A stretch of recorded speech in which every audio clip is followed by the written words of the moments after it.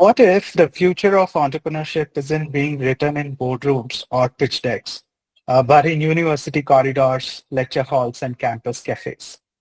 That's the world we are stepping into today, where academia isn't just watching from the sidelines, it's building the runway. Welcome to another episode of School to Startup, brought to you by Tracxn, a private market intelligence platform that's been tracking the startup world for over a decade now.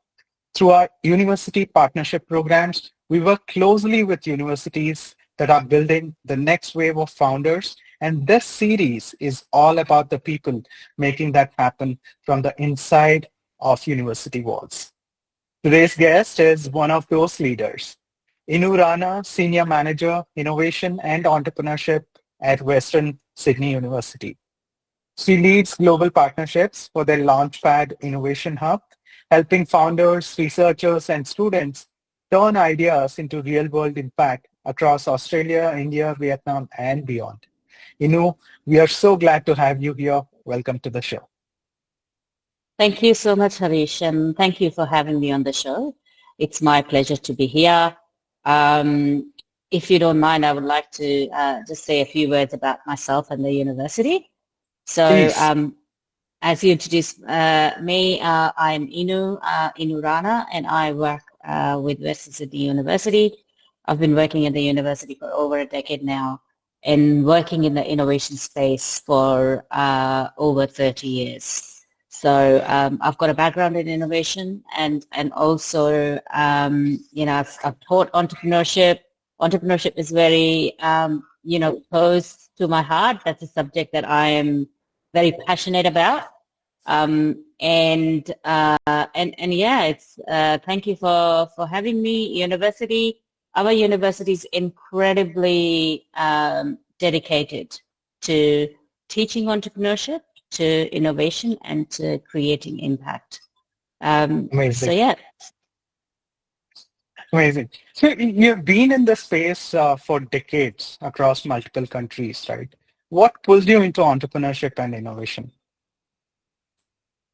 That's a great question. So I'm an entrepreneur at heart, so I went into entrepreneurship and creating my own venture when I was studying.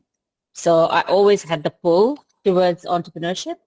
And later when I had the opportunity to be part of a university that cared about entrepreneurship and actually lead entrepreneurship at our university, I think that was a dream come true.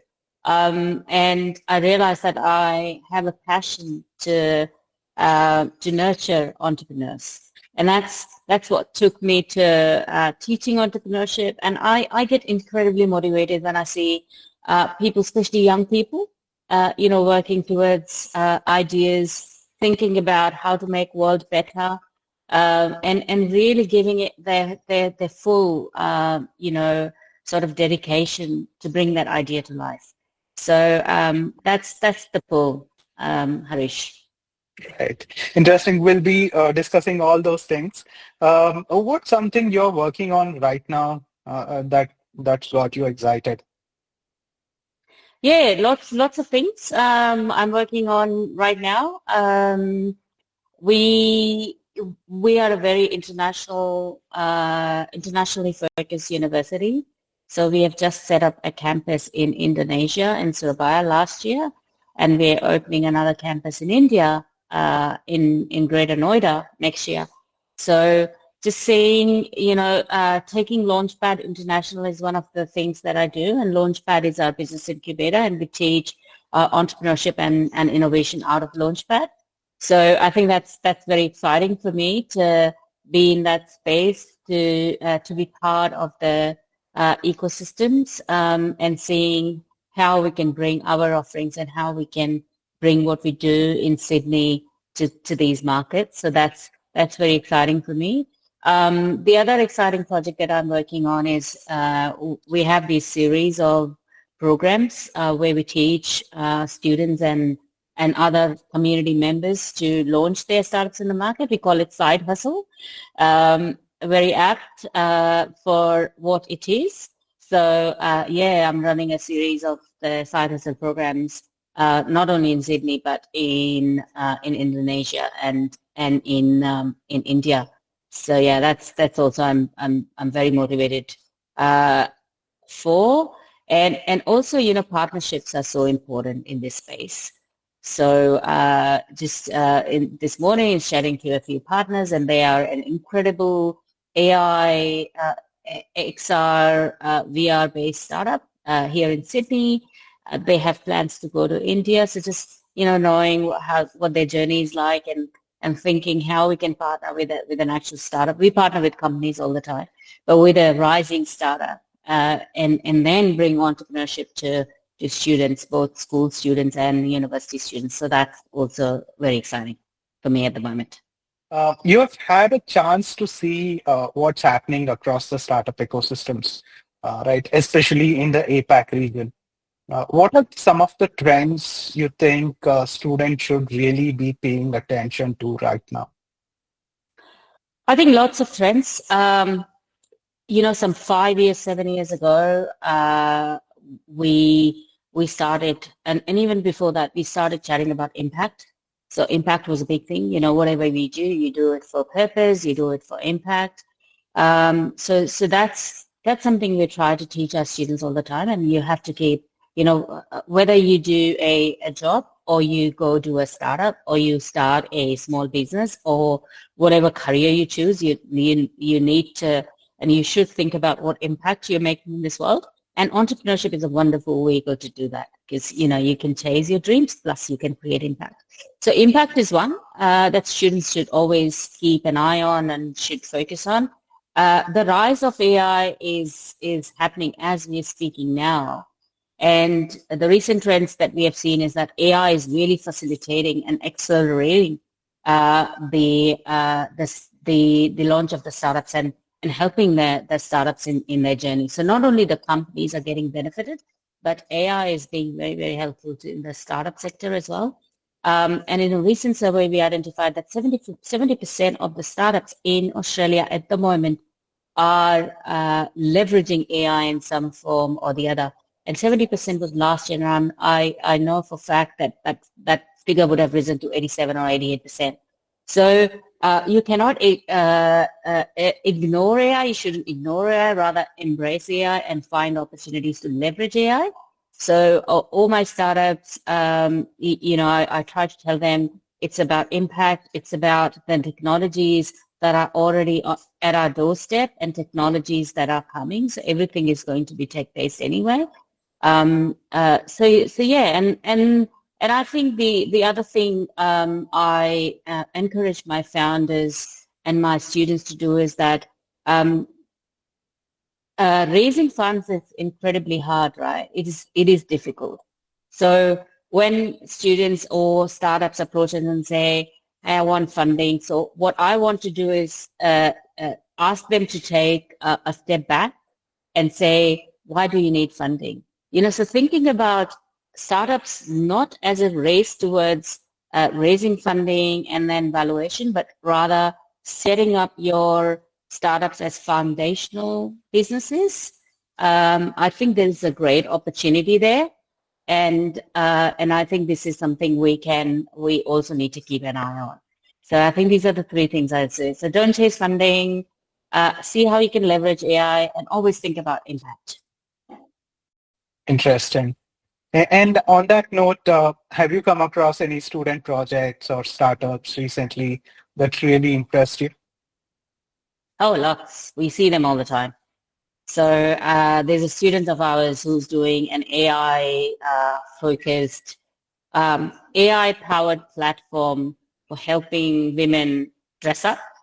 So choose your wardrobe, and it was very interesting. So she said, 80% of the people wear 20% of their clothes all the time. 80% of the time.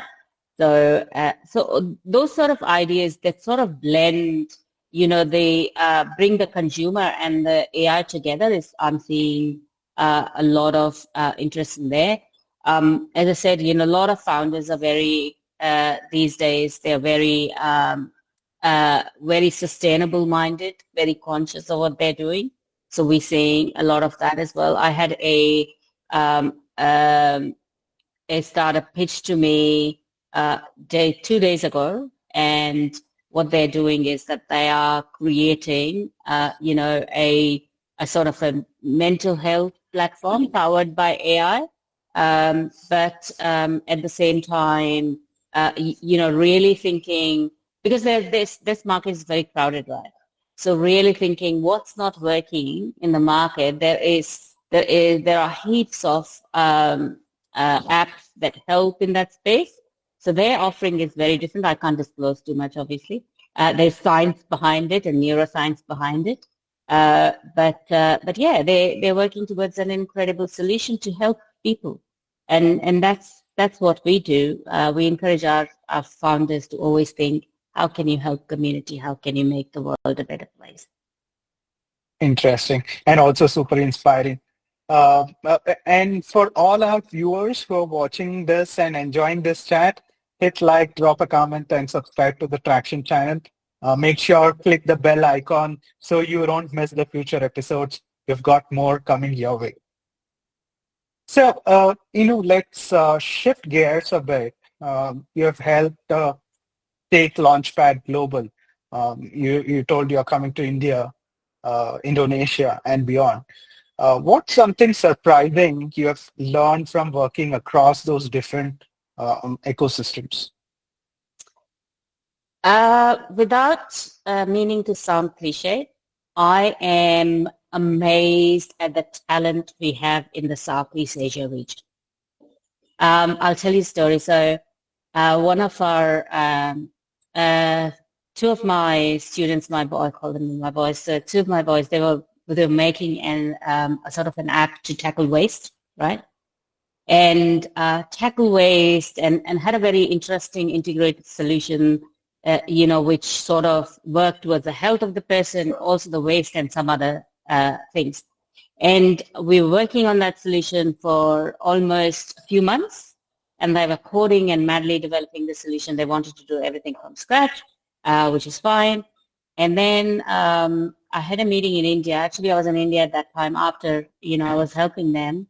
Had a meeting in India, and I was telling this story to a group of university students, and I got contacted by the university students. 1 week later, they had developed the entire thing in a week, which we were trying to do for 8 months. So I was just blown away with the speed, with the talent, and with the motivation and the intent of these young founders from the APAC region. In Australia, we call us the lucky country, and we are in many ways, and that also has a, some sort of backstory to it. But I think, apart from Australia and apart from the Western world, these are the countries that are going to be lucky in the future with some incredible young talent, motivated talent. So, so I think that always surprises me, and always, in whichever region you go to, you see the flavor of what people are geared towards, working towards. So in India, it's they want to help their, for example, agri-tech is a big thing, big sort of sector for India. I do a lot of work across agri-tech. So when I talk to the Australian founders, you don't see so many solutions in agri, but in India, you see so many solutions in agri. So the incredible diversity as well in thinking, and just the will of the founders to do, to do more with less in our regions. So that's also very, very inspiring for me to see that. I don't know whether I've fully answered the question, but these are my honest thoughts, Sarish. Yes, definitely. And rightly being said, these are the emerging markets across everything, right? So you've also led programs focused on women and multicultural founders, right? So what changes when inclusion is part of the plan from the start? I think why we focus on women-led startups, 3 reasons. Statistics show that women-led startups are more have higher chances of success than other startups. And I'm not saying that I'm a woman, I'm not biased, but these are the stats, right? So these are the stats. Statistics also tell us that women find it a little bit harder to do their startups. They take a back seat, when it comes to taking leadership positions, when it comes to even chasing their passion. I think that's why these are some of the reasons. And the teams, the third statistic that I wanted to highlight is that the teams that women build, they always achieve more with less. That's also, I'm not speaking for myself, I'm speaking from the stats. So we looked at the stats, we saw, okay, this is where the disparity is, this is where the potential is, and this is what the stats tell us, that the startups are going to be more mature, have a higher success rate, they will build incredibly diverse and capable teams. So, and the fourth factor perhaps is that, and which is kind of a sad statistic, is that less percentage of women, and starting with school, right, girls go into the STEM fields. So we wanted to make a difference to that equation. And that's why we focus a lot on the women, founders and women entrepreneurship programs. On the multicultural aspect, again, in Australia, so I'm in Sydney, the western part of Sydney. We call it Western Sydney, which is an incredibly beautiful region, very large, the size of Netherlands, and incredibly diverse. So in our university only, we have 176 different nationalities represented within the university, right? So and we are the Western Sydney University, so we draw majority of our staff and students from Western Sydney. So what we have seen is that there is incredible diversity in the population, and the migrant population is naturally very entrepreneurial in nature. For someone to take that step, to leave their country, to leave the region behind and go set up in another country itself is entrepreneurship. And there is heaps of research that we have done and we continue to do in this space. So we know that there is hidden and untapped potential in both the women section and the multicultural. And that's why we focus on these programs. Very interesting. And you rightly said about the women-led companies, right? I have seen it firsthand. I'm seeing it firsthand. Tracxn is leading by, an incredible lady, Neha Singh. She is our co-founder and CEO. I've seen that firsthand too. So let's talk about the classroom. You have helped design, right? Design the entrepreneurship courses, and we know startups usually don't follow a textbook. How do you build a curriculum that actually reflects the real world? And do textbooks and founders even speak the same language? What? Who speaks the same language? Can you repeat that? I was just asking textbooks and founders. Textbooks and founders. Okay. Yes. So if you don't mind, I'll answer this question in two ways, right? Sure. So I have designed entrepreneurship degree as well, and I design lots of programs in entrepreneurship as well. So when we talk about, there is a fundamental sort of difference, and we sort of say that in the same breath, right, between entrepreneurship and the startup journey. They're intertwined, but still they can be, pulled apart. So when we teach founders the startup journey, we go from typically ideation to pitch, right? So you have an idea, you build that idea, you validate that idea, you sort of build an MVP, then you do a pre-launch, then you launch, then you scale. Yeah, typical journey. When we think about entrepreneurship, it goes a little bit deeper than just those 5 steps that I have outlined. So entrepreneurship, and we have a theory behind entrepreneurship, it's a combination of mindset. A founder's mindset is very, very important. skill set, you need to have those skills, you know. You need to be able to work with people. You need to be able to problem solve. You need to be able to take and live with the risks. You need to be able to see and sort of, you know, embrace the uncertainty and future. You need to have a vision. You need to be good in working alongside people. You need to be good in pulling the team together. Yeah. So these are the founder capabilities. These can be built, right?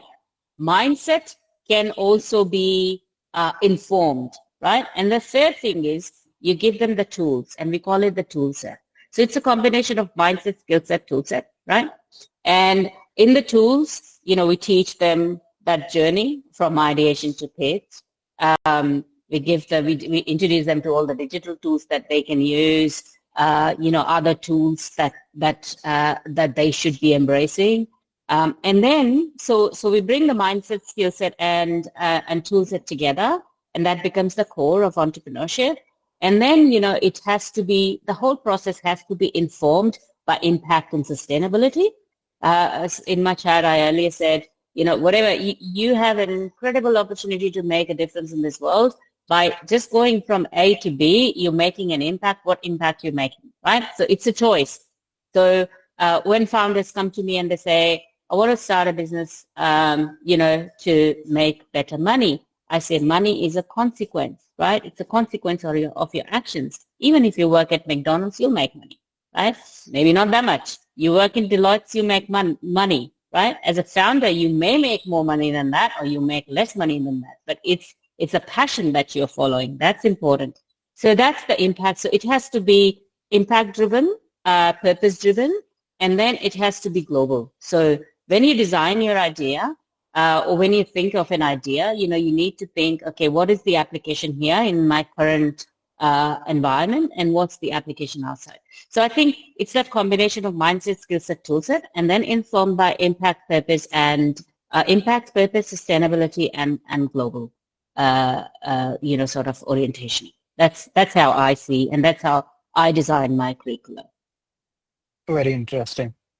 So if we look ahead, where do you see the role of universities heading in the startup world?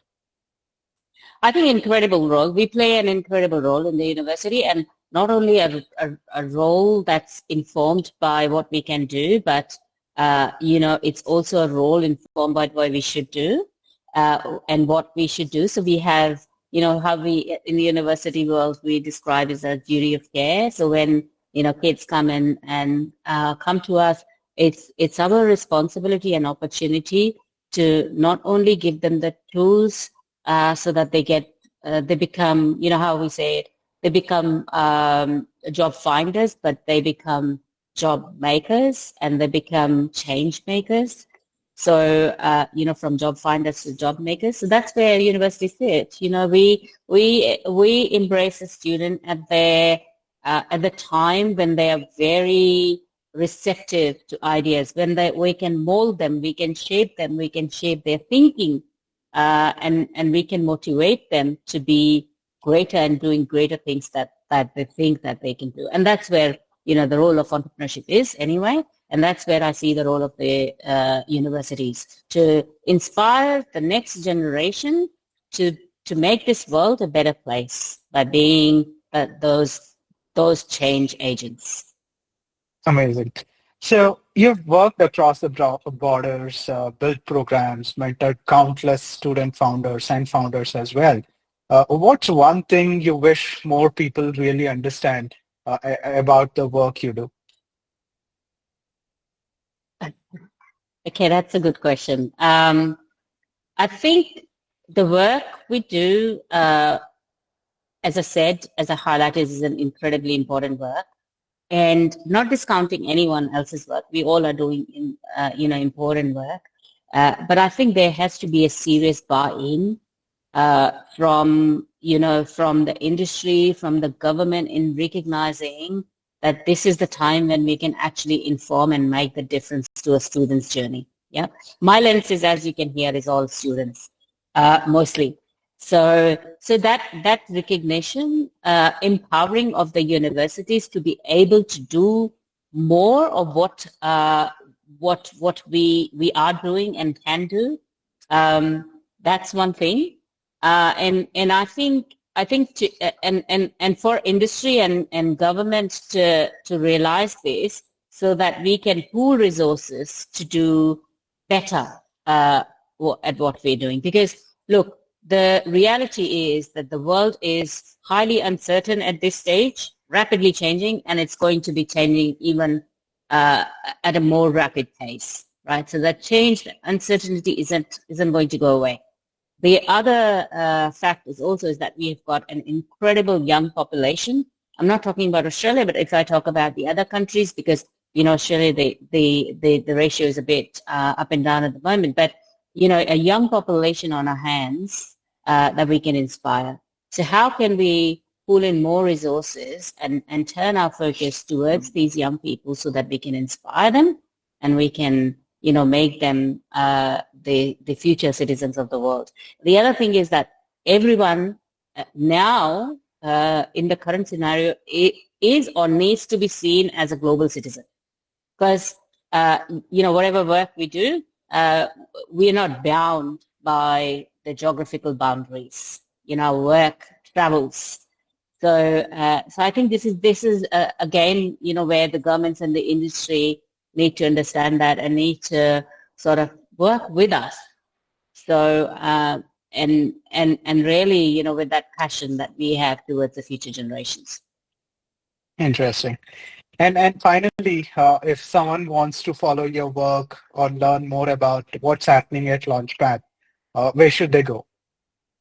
They should follow us on LinkedIn. So Launchpad Western Sydney University has a LinkedIn handle. Inu Rana, Western Sydney University has a LinkedIn handle. So please do connect with us. Please reach out. If you see Australia as your market, or even if you don't see Australia as a market, you want to find more opportunities, please connect, ask questions. We often go into the other markets and interact with young entrepreneurs. So yeah, I mean, together we do better things, right? So really inviting people to connect, to see what we are doing, to wherever possible, encourage us, give us feedback, and just work with us and reach out. Great. So all the links will be available in the comment section. You can click on those links and reach out to Inu Rana. That was such a powerful conversation. We covered everything from global expansion to inclusive innovation and what it really takes to build the founders, not just the startups. Thank you very much, Inu Rana, for joining us and sharing your insights. Thank you, Harish.